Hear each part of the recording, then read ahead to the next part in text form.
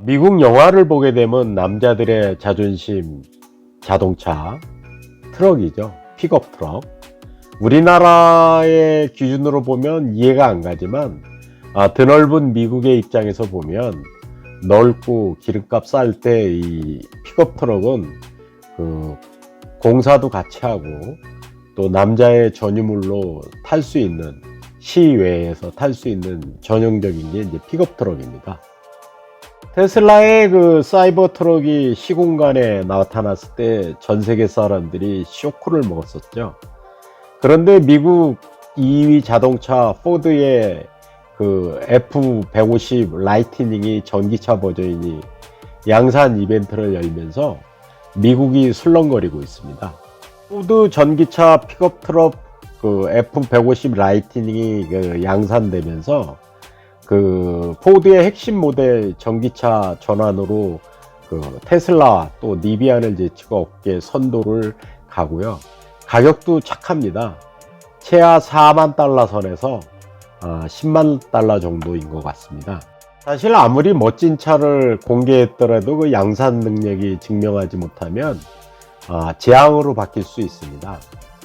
특히 전기 픽업 트럭인 테슬라의 사이버 트럭과 말로 무성한 니비안의 RT는 시제품만 공개됐을 뿐 실제 조립 라인에서 차를 찍어내는 단계에 이르지 못했습니다. 원래대로라면 테슬라가 지금쯤 사이버 트럭을 잔뜩 찍어내고 있어야 하고 니비안 역시 투자만 받을 게 아니라 양산 시점을 밝혀야 되는데 아직까지 강감무소식인 것 같습니다. 테슬라는 이제 문제없이 양산에 성공할 확률이 높아 보이긴 합니다. 작년에 이제 100만 대 가까이 생산했고요.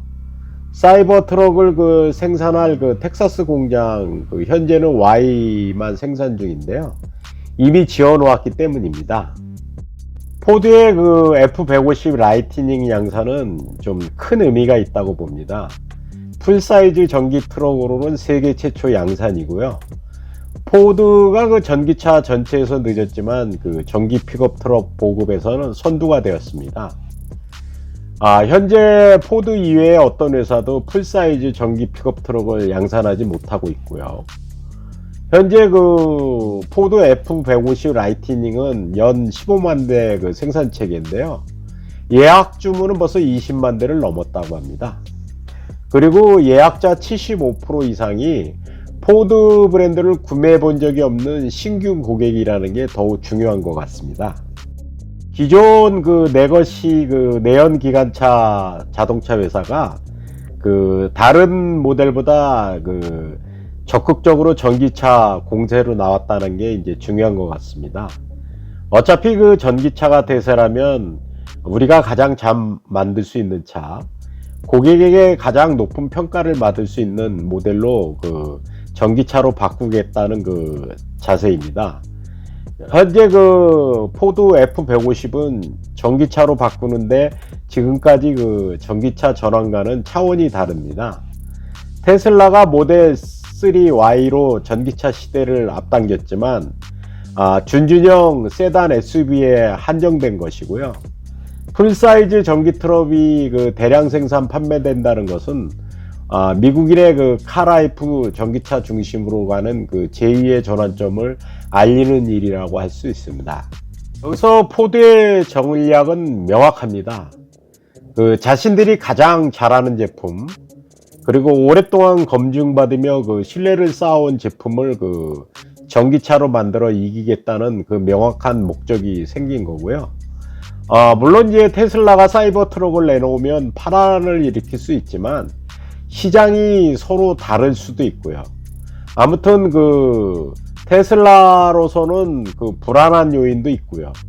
설상 이자의 품질 문제가 사이버 트럭에 나온다 해도 픽업 트럭 시장 자체가 크기 때문에 서로의 시장은 빼앗기보다는 양분될 가능성도 있고요. F150 라이팅은 또 가격 경쟁력도 무지 착합니다. 기본 가격이 39,974달러, 즉 4만 달러도 되지 않고요. 물론 이제 최고급 모델로 가면 이제 10만 달러까지 올라간다고 합니다. 여기서 그 니비안 R1T는 기본 가격만 6만 달러, 그 F150 라이팅보다 훨씬 비싸고요. 사이버 트럭은 뭐 39,000달러대에서 시작한다고 하지만 그동안 그 일론 머스크가 계속 가격을 올린 거를 보면 절대 불가능한 가격이 될 것으로 보입니다. 포드 F150 라이트닝은 그 기본이 이제 900kg이고요. 적재 능력이. 견인 능력은 그 4.5톤이라고 합니다. 또 일회 충전 거리는 370km에서 480km 정도고요. 가정용 충전 시스템을 쓰면 이제 풀 충전까지 8시간 걸리고요. 최대 출력 150kW로 급속 충전하면 40분에 배터리의 80%를 충전할 수 있다고 합니다. 사실 미국은 취미나 일상생활 중에 전기로 작업을 많이 합니다. 여기서 전기톱으로 합판을 자른다지 할 때 그 장소에 제약을 받지 않고 F150 라이트닝의 배터리를 활용할 수 있다고 합니다. 그 실내에 2개, 차량 앞쪽에 4개, 적재함에 5개의 전기 소켓이 마련되어 있다고 합니다. F150 라이트닝은 기존 내연기관 F150이 주지 못하는 매력이 아주 많답니다. 가격적으로 장점이 있고요. 또 품질에 문제가 없다라면 소비자에게 상당한 그 만족감을 줄 것이고, 그 전기 픽업 트럭을 맛본 소비자는 다시 내연기관차로 가지는 않을 거고요. 테슬라의 강점은 그 일론 머스크라는 인물이 그 가장 중요하죠. 전기차 보급을 통해 탄소화를 앞당긴다고 화성을 인류에 정착시키겠다는 그 비전.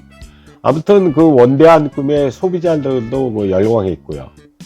거기에 비해 100년 이상의 과거 유산이 갖고 있는 포드는 그 앞으로 사라져야 할 그 내연기관차의 산물처럼 보이기도 했어요. 하지만 이번 그 포드의 이런 부정적 인식을 바꾸는데 F150 라이팅이 한 모고를 한 것 같습니다.